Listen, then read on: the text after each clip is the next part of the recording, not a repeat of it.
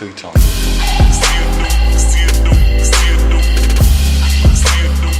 YouTube, it's your boy K-Mega405 live from the 405, and I'm back at you with another video. And I want to just talk about a little bit of the hype situation going on in the gaming industry and how it hurts it in a lot of ways. I mean, everybody gets hyped up and anticipated for a game that they like and they want to play.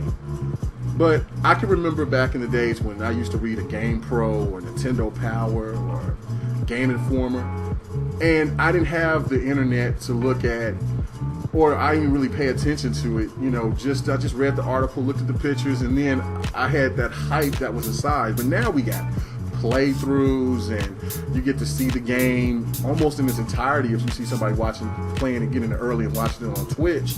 And it kind of takes the suspense out, you know, of the unknown of what you're going to get out of the game. But then you have that hype is always cool when you have the hype of when you knowing the game is coming out and you're going to get your hands on it. But the hype that's dangerous is what's corrupted the movie industry for so long, by giving you some movie that is supposed to be good, but then it turns out to be a turd. You know, it's happening like that with gaming, and it kicked in with Watch Dogs in this generation, and then it kicked in with Destiny. Now, I know Destiny is a good game. It's not a bad game by no stretch, but the game is not what they were advertising it is. They hyped it up with more emphasis of what this game was going to be. It was so big, and it was like one of the biggest games you was going to see, and it was nothing like that. And so I was just like everybody else. I went to my midnight lunch, GameStop. It was like about 1,000 people out there, man. We was all excited. We got the game, cracked it open. It was fun. But then when it changed for me is when I played the beta. I played this one section, and it was fun as hell. And I was like, oh man, I cannot wait to get this game. And then I seen that same thing and went through the same things in the beta, like I did in the beta. And I was like, you got to be kidding me. There's got to be more. Then you find out that they didn't tell the full story. Then on top of that, you know, they had this whole thing where you was going to play with all your friends. No, you only play with 3 people. And it just turned to shit to me after that. When you give me all this hype about what you can do in the game and then come to find out everything is limited, and then you want more money out of me so I can understand the full story, that's when I stopped playing the game. And, you know, I know there's a lot of Destiny guys out there that loves the game, and there's nothing wrong with that.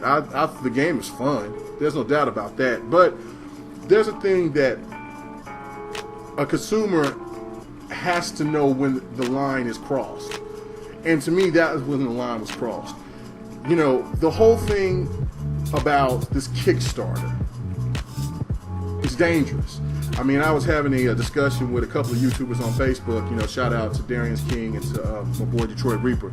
And that, you know, it's like when Microsoft, if this becomes successful, then Microsoft might do it. And I would say that would be the biggest disaster in Microsoft's history. Well, I should say in Xbox history. They make too much money. You know, I don't know why Sony's getting away with it, since they are a multi-billion-dollar company. It doesn't matter about their financial woes. They still are a huge conglomerate, and they do not need to be asking people for money. I know it could be just for the developer, but still, like I said before, if Sony could pay Activision $45 to $50 million to come on their stage, just to come on their stage and say it's first here on PlayStation, then they could go out and they could definitely put that money towards Shenmue. And that's just the bottom line. There's no cookie cutting, trying to sugarcoat that. That is straight up dog shit, for real. It's garbage.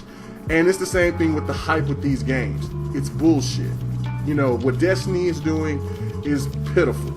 You want me to pay, and this is all me putting this all together. You want me to pay for DLC, we're talking about from $20 to $50.